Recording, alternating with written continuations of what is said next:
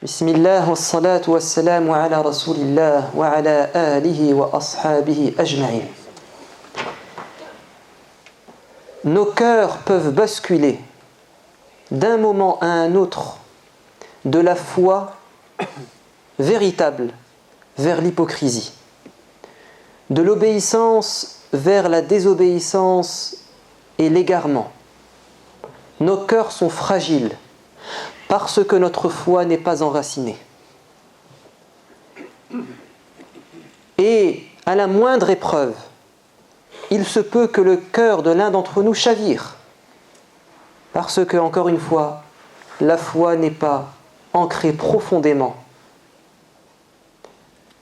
Et Dieu nous a mis en garde contre ce phénomène qui, malheureusement, nous constatons tous à notre époque, à cause de la multiplication des épreuves.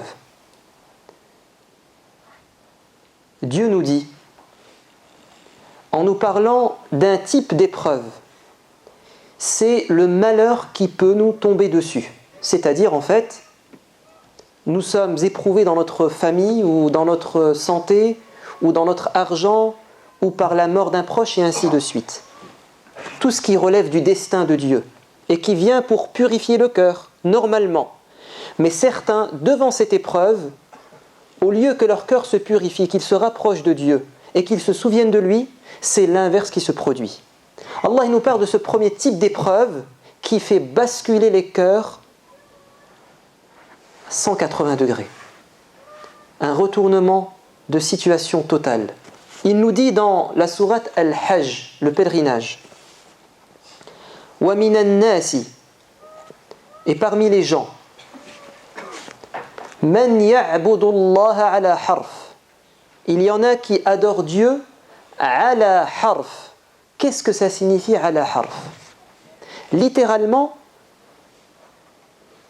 al-harf en arabe ça signifie le bord d'une chose, le bord de la montagne, de la falaise, le bord d'un pont.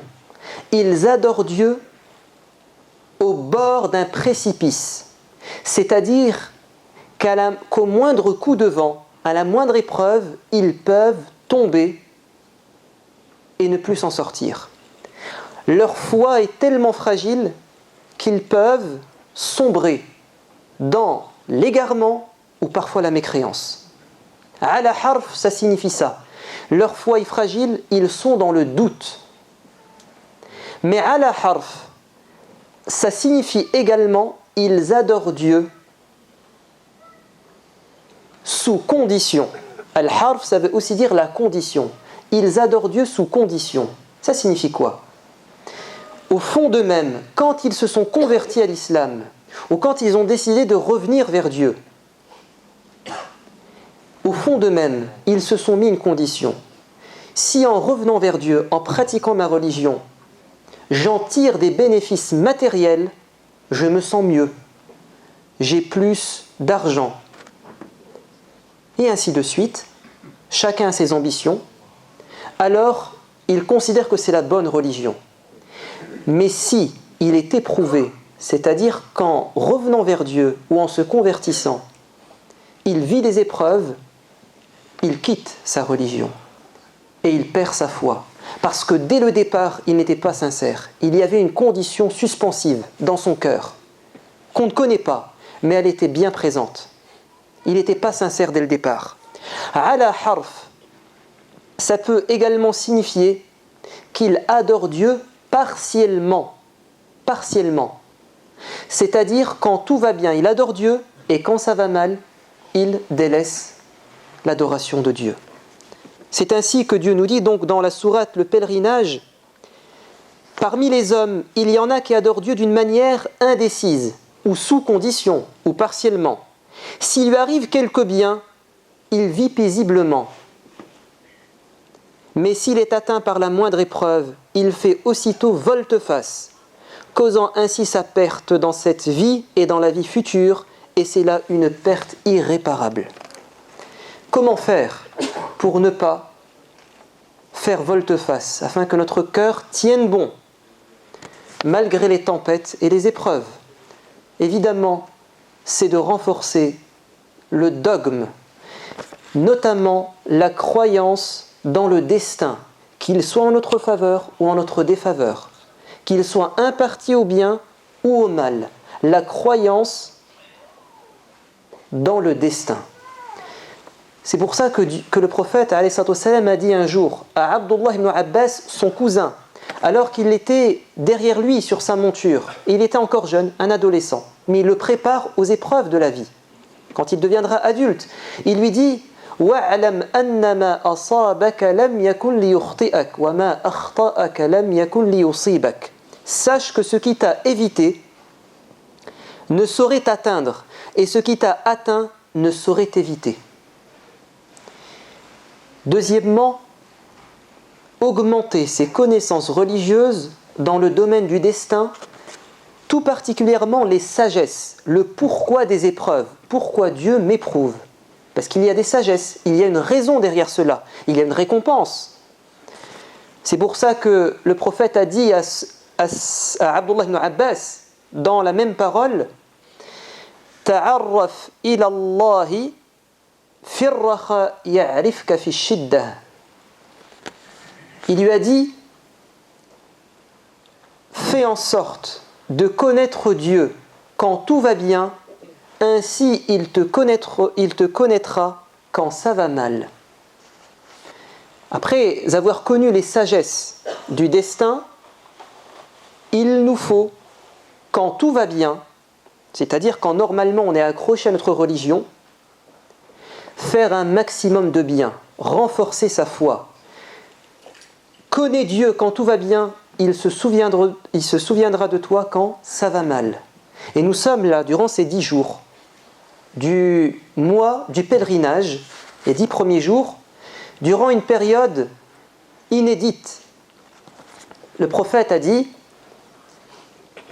accourez vers les œuvres de bien durant les 10 premiers jours de Dhul Hijjah, car il n'y a pas une période dans l'année où Dieu est plus heureux que l'on fasse des bonnes œuvres. Durant ces 10 jours, jusqu'à la fête de l'Aïd. Et ensuite, évidemment, lever les mains au ciel et dire avec son cœur et sa langue Ya muqallib al-qulub, thabbit qalbi ala dinik. Et Anas ibn Malik, dans un hadith authentifié par le Bukhari, dit que le prophète faisait souvent cette invocation Ô Seigneur, toi qui fais basculer les cœurs, qui fais dévier les cœurs, raffermis mon cœur sur ta religion. Le prophète disait ça. Le prophète disait ça. Et dans Surat Ali Imran, la numéro 3, Allah nous cite une invocation que l'on doit dire. Rabbana la tuzigh qulubana ba'da idh hadaytana. Ya Allah, au Seigneur, ne fais pas dévier nos cœurs après nous avoir mis dans le droit chemin, nous avoir guidés. Ça c'était quand un malheur nous touche. Comment tenir bon? Maintenant, il y a un deuxième type d'épreuve, peut-être encore plus difficile. C'est le deuxième type de fitna.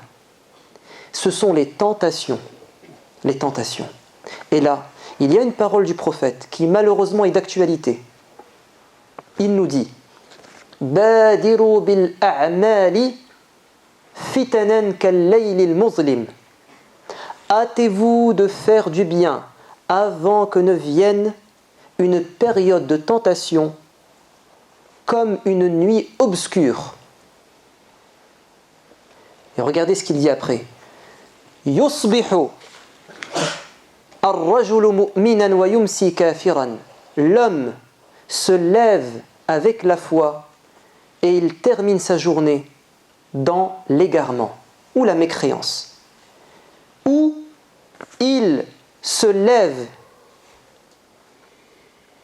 il se couche croyant, et quand il se lève au matin, il est tout le contraire. Et c'est peut-être les deux.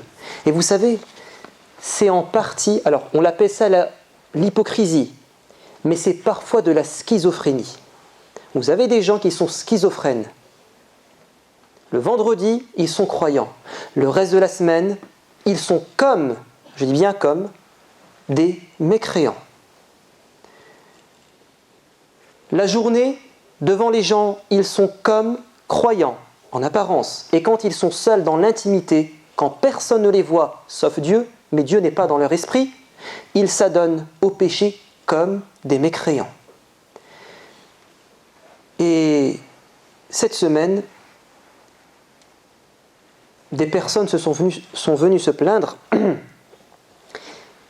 d'un converti, que Dieu le guide, qui était fidèle dans cette mosquée et qui a utilisé notre mosquée pour faire du mal à une personne et qui maintenant a renié sa religion.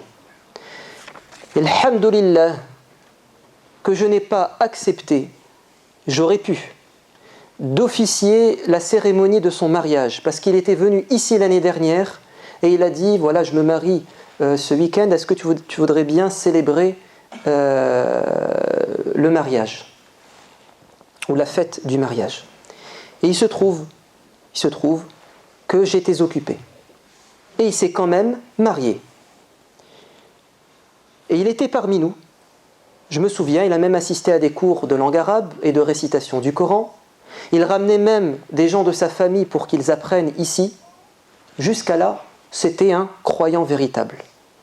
Et quand il s'est marié, après avoir trompé la famille, là, il s'est révélé sous son véritable jour, parce qu'on ne peut pas tout cacher à sa femme. Et il avait en fait une double vie. Il était schizophrène. Schizophrène. En même temps qu'il venait ici le vendredi, le week-end, il était en boîte de nuit.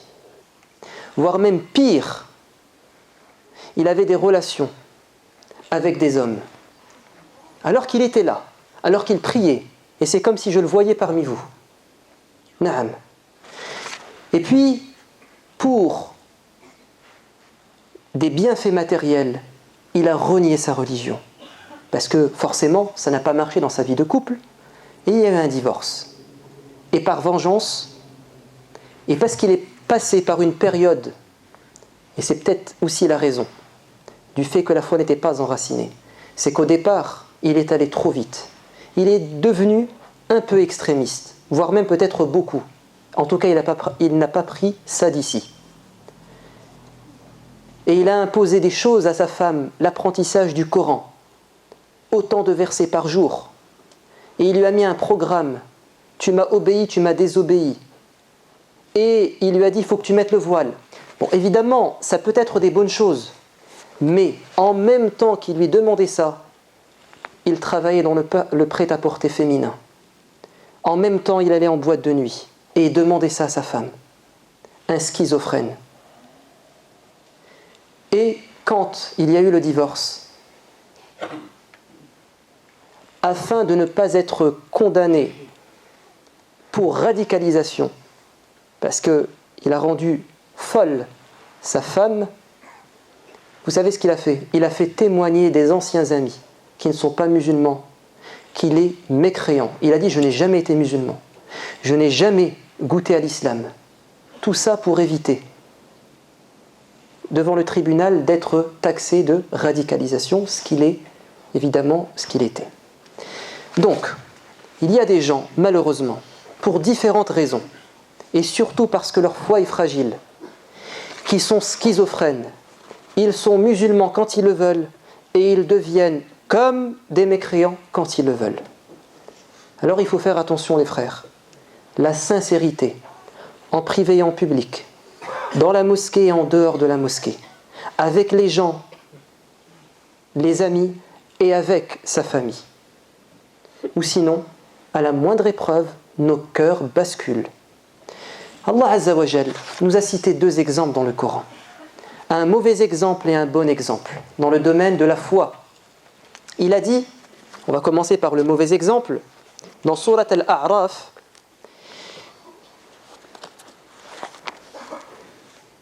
وَاتْلُ عَلَيْهِمْ نَبَأَ الَّذِي آتَيْنَاهُ آيَاتِنَا فَانْسَلَخَ مِنْهَا فَأَتْبَعَهُ الشَّيْطَانُ فَكَانَ مِنَ الْغَاوِينَ. Et donne-leur comme exemple,